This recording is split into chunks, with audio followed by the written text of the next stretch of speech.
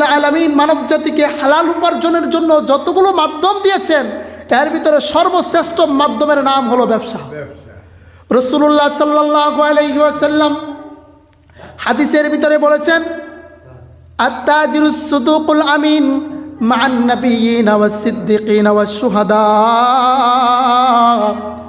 রাসূলুল্লাহ বলতেছেন, দুনিয়ার মানুষ শোনো, যেই ব্যক্তিটা হালালভাবে উপার্জন করার জন্য ব্যবসা করবে, যেই ব্যক্তিটা সুন্দরভাবে মানুষকে ঠকাবে না, ন্যায় নিষ্ঠার সাথে ব্যবসা করবে, আল্লাহ রাব্বুল আলামিন হাসরের ময়দানে তার স্থানটা নবীদের কাতারে, সিদ্দিকদের কাতারে, শহীদদের কাতারে দাঁড় করায় দেবে। বলেন সুবহানাল্লাহ।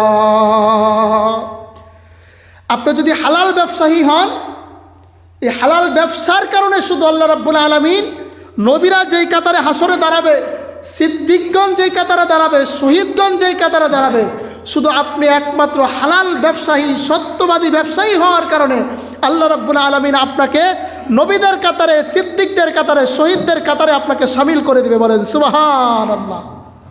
মর্যাদা কি কম মনে হয়? বিশাল মর্যাদা।